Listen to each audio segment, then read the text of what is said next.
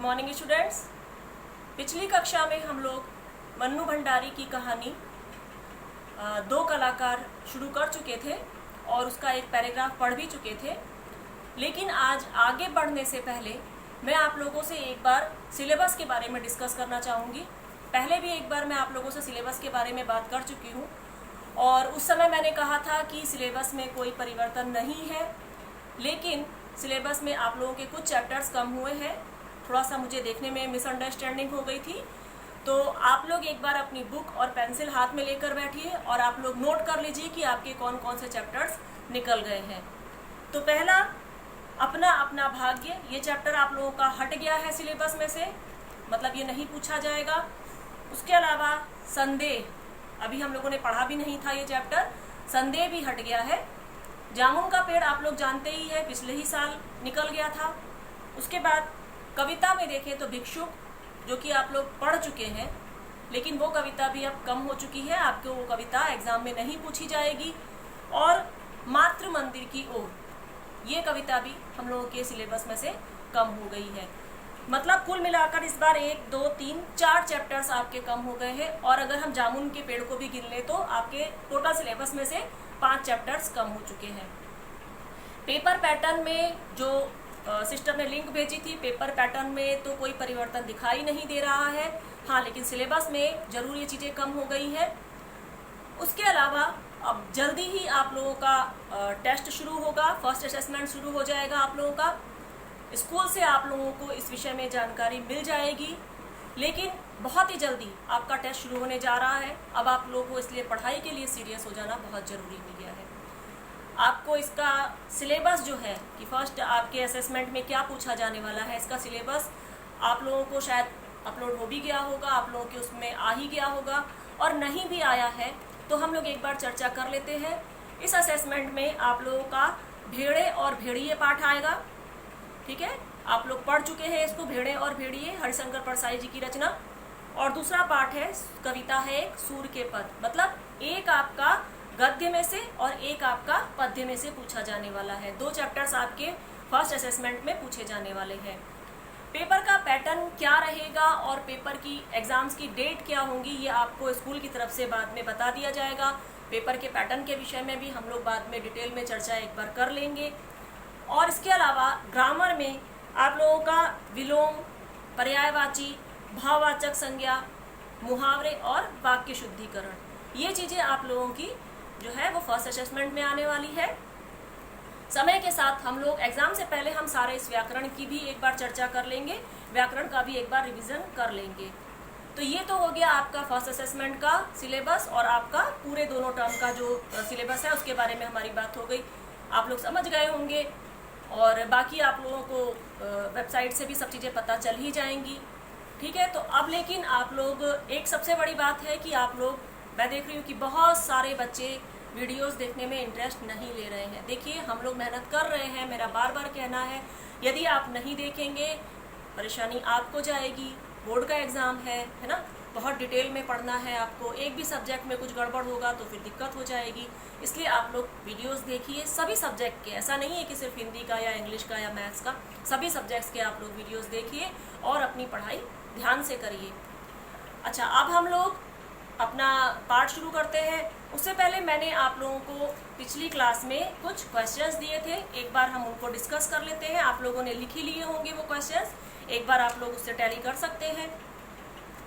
तो मैंने आप लोगों को क्वेश्चन दिया था, ओ तो इससे दिखाने के लिए तूने मेरी नींद खराब कर दी। ये लाइन मैंने आपको अंडरलाइन करने को कही थी और इससे रिलेटेड प्रश्न आपको दिए थे। वक्ता तथा श्रोता कौन है? श्रोता क्या दिखाना चाह रही थी? तो वक्ता कौन है, इसमें कौन बोल रहा है? अरुणा बोल रही है। श्रोता कौन है? इसमें श्रोता चित्रा है, अर्थात इसमें वक्ता और श्रोता अरुणा तथा अरुणा तथा चित्रा है। श्रोता क्या दिखाना चाह रही थी? चित्रा क्या दिखाना चाह रही थी? चित्रा ने बहुत दिनों की मेहनत से एक बहुत ही सुंदर चित्र बनाया था, है ना, और उसे इस बात का पूरा विश्वास था कि वह इनाम वह चित्र जो है वो प्रथम इनाम प्राप्त करने लायक चित्र है, और वही चित्र वह अरुणा को दिखाना चाह रही थी। उसके बाद है, अरुणा को क्रोध क्यों आ रहा था? चित्रा ने अरुणा को कच्ची नींद में से जगा दिया था। और जब अरुणा ने चित्र देखा तो उसे कुछ विशेष पसंद भी नहीं आया, उसे कुछ समझ ही नहीं आ रहा था, इसलिए उसे गुस्सा आ रहा था कि मात्र एक चित्र दिखाने के पीछे चित्रा ने उसकी नींद खराब कर दी। चित्र देखकर अरुणा ने क्या प्रतिक्रिया दी? चित्र देखकर अरुणा को वह चित्र विशेष पसंद नहीं आया, उसे कुछ समझ में ही नहीं आया कि उस चित्र में क्या बना हुआ है। वह उसे उलट पुलट कर देखने लग गई और उसने चित्रा को क्या सलाह दी कि कम से कम चित्र में चित्र का नाम लिख दिया करो ताकि पता चल सके कि वह चित्र किसका है, जिससे हम लोगों को कंफ्यूजन ना हो। तो ये तो हो गए हम लोगों के प्रश्न। उसके बाद आज हम लोग चैप्टर आगे शुरू करते हैं। पेंसिल बुक हाथ में रखिए। तो आपको यह कोई जीव नजर आ रहा है, ठीक है, पेज ओपन कर लीजिए 64। तो यह आपको कोई जीव नजर आ रहा है। अरुणा ने क्या कहा था चित्रा से कि यह कौन सा जीव, 84 लाख योनियों में से ये भला कौन सा जीव है। उसे कोई जानवर टाइप नजर आ रहा था, उसे समझ ही नहीं आ रहा था कि ये बना क्या है। तो उसने उसको एक व्यंग में, कटाक्ष में ये बात बोली थी कि इतने 84 लाख योनियां जो हमारे संसार में मानी जाती हैं कि सभी जीव जंतु मिलाकर 84 लाख तरह के जीव जंतु इस धरती पर होते हैं। तो उसने उसको मजाक बनाते हुए कहा था कि तुम्हारे चित्र में कौन सा जीव जो बना हुआ है ये मुझे समझ में नहीं आ रहा है। तब उसने क्या बोला चित्रा ने कि ये तुम्हें कोई जीव जंतु नजर आ रहा है। मतलब जिसने अपनी मेहनत से चित्र बनाया होगा, यदि सामने वाला उस चित्र को समझेगा नहीं, उसका मजाक बनाएगा, तो ऑब्वियसली उसे बुरा भी लगेगा और खराब, अच्छा नहीं लगेगा। लेकिन यहाँ पर दोनों सहेलियां हैं, उनके बीच में ऐसा कोई संबंध ऐसा नहीं है कि एक ने कुछ बोला और दूसरा बुरा मान जाए। 6 साल से वो लोग एक रूम में साथ में रह रही हैं, उन दोनों की बहुत ज्यादा मित्रता है। अब यहाँ पर अगर एक कोई प्रश्न आपका आता है, अक्सर ये प्रश्न पूछा जाता है कि अरुणा और चित्रा के बीच किस तरह का संबंध था।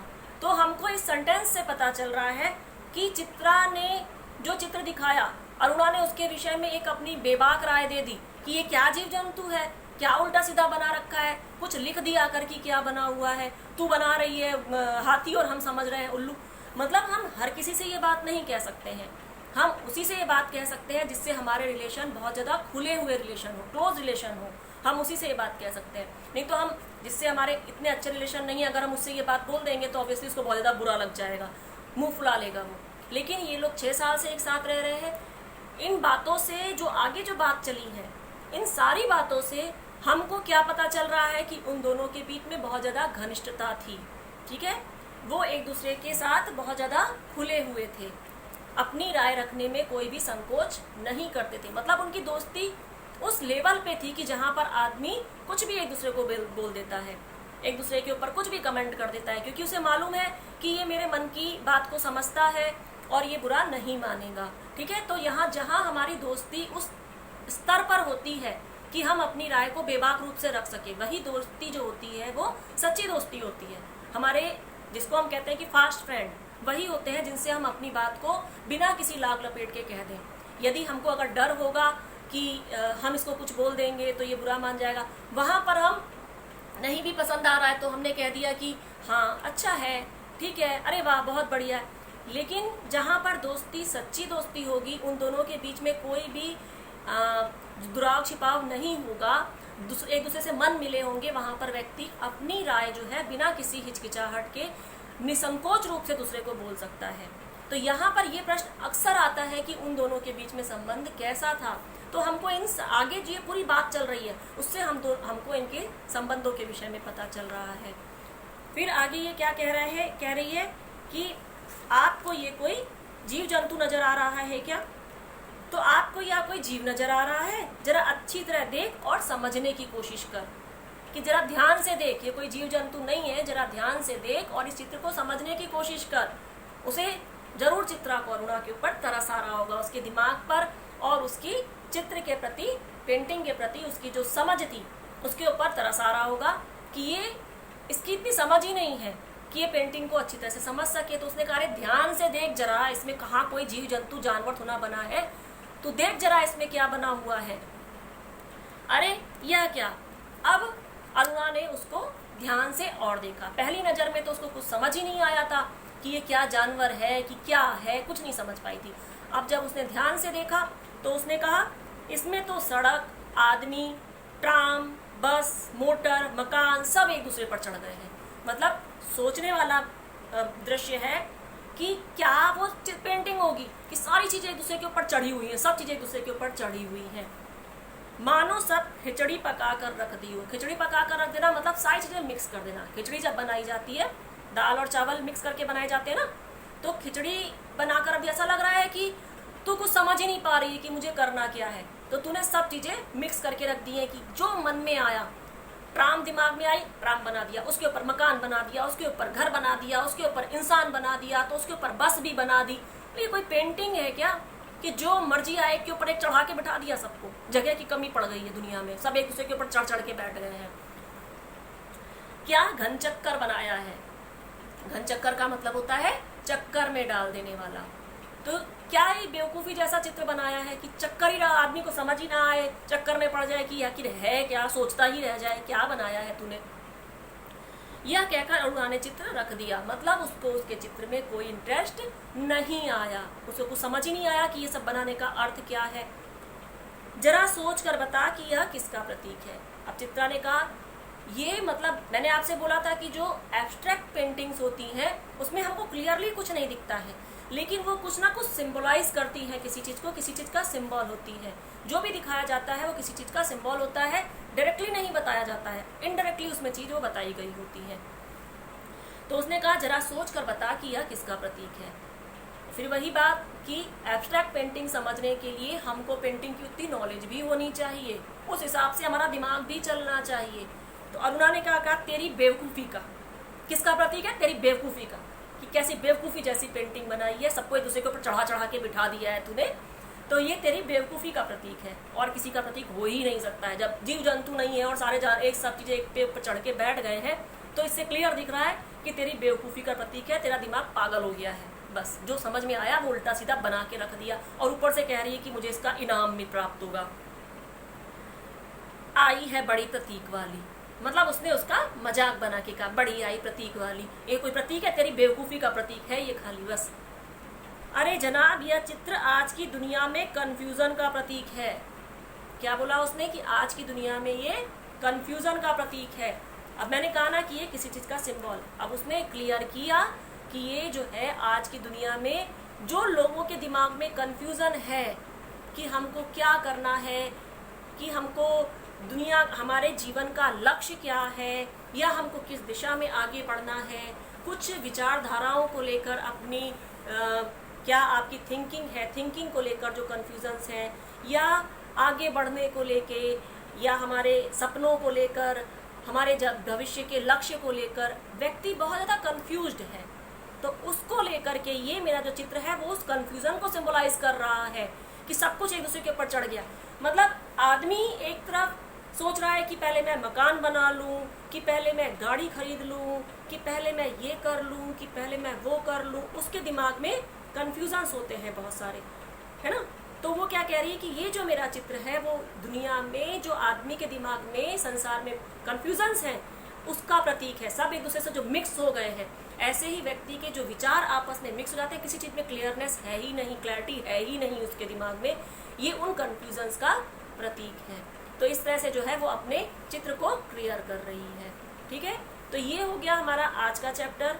बाकी का जो है आगे हम नेक्स्ट क्लास में पढ़ेंगे। जब तक आप लोग, आज मैं आपको कोई विशेष प्रश्न नहीं दे रही हूँ, जब तक आप लोग अपने, मैंने आपको सिलेबस बता दिया है, एग्जाम बता दिया है, जल्दी ही आने वाले हैं।